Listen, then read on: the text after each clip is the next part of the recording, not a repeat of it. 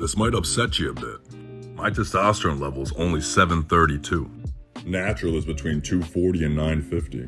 When we use steroids, we push this number up to 1,500, 3,000 sometimes.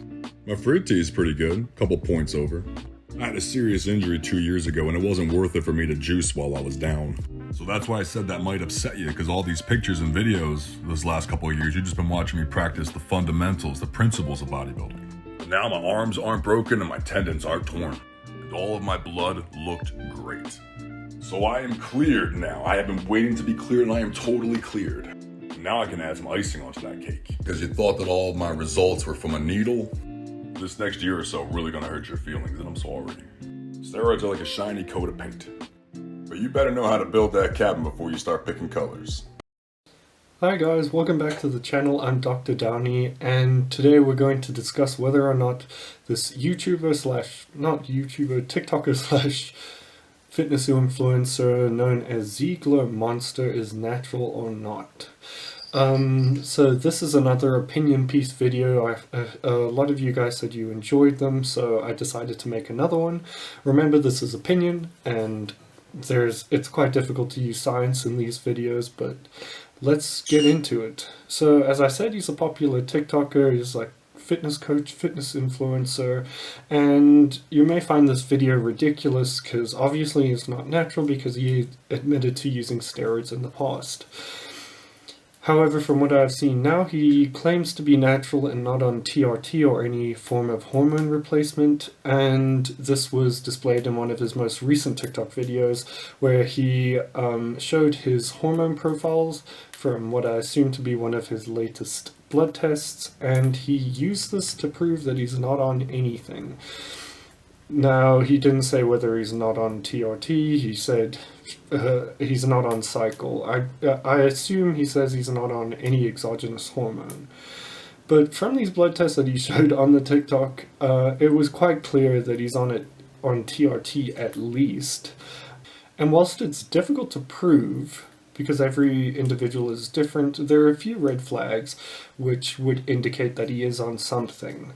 So firstly, he had admitted to previously being on gear, and I assume he used quite a bit, given his size and, well, his just general size and who he was associated with, such as Rich Piana and things like that, although he may claim he wasn't on a lot like a lot of people do these days, even though they are on quite a bit.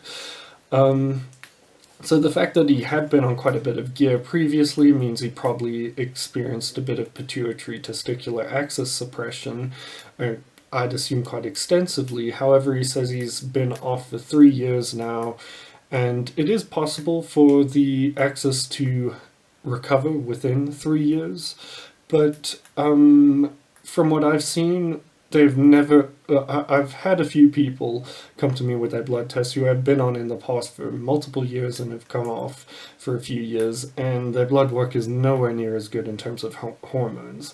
Given his age and the fact that he'd been on for so long, his levels should have been in the gutter or low range of normal. And given his previous use and him having no adversity to steroids themselves, I don't see why he wouldn't be on TRT, especially if he wanted to maintain a bit of his size and look, since his brand is his appearance. And I'd assume he's on more than just testosterone with testosterone replacement therapy. He seems like he could possibly be on growth hormone or enhanced TRT, which is quite common, because he does seem a bit old school. But it's difficult to say. He could even be on more compounds. It's very difficult to say. Secondly, just looking at his blood tests, he had quite a high total testosterone level of 700 and something, and his free testosterone was 22, which is much higher than normal, or than the normal range, or just out of range actually. And so this is quite surprising considering his previous use and age. You'd rarely see such good results, even in young individuals. I've never seen someone go above range with anything considered testosterone, but maybe he'd claim it's his genetics. But, and furthermore, his these tests can be manipulated. If he's on, let's say, 150 tests a week, he just picked to take the blood tests on the Sunday. Let's say he injects on the Monday, he'd take it on the Sunday when his levels are the lowest. So he could even be on more tests and his levels would be much higher, but he just chose to test while he was at the trough of his hormone levels. And the free T is quite a big indicator that he is on hormone replacement, since TRT seems to decrease SHBG the longer you run it. And this does lead to higher free testosterone levels, and that's why there is supposedly a benefit to running TRT over just being natural. And just looking at his diet, he seems to have a very high protein and high fat, moderate carb diet, which wouldn't lead to very high free testosterone levels. It seems like free testosterone is quite strongly correlated to carbohydrate intake, and it seems to decrease if that's replaced with protein or fat. So I definitely think from all of these red flags that he is on TRT at least, and I don't see why he wouldn't be unless he has like a health problem. And if I was his treating doctor and I saw these levels, I would think, for the average individual who's just coming for testosterone replacement therapy, you'd have to decrease the dose, because this would be super therapeutic, and that's not what you want.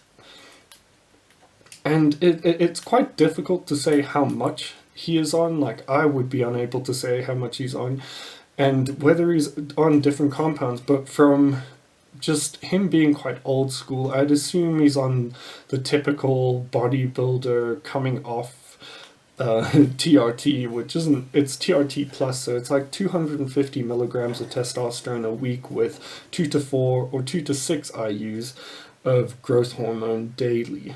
And it's quite common for older guys and older bodybuilders to run this and try to maintain their size once off. And if you look at him, he is very large, and he hasn't really lost too much from the days when he did cycle or admitted to cycling.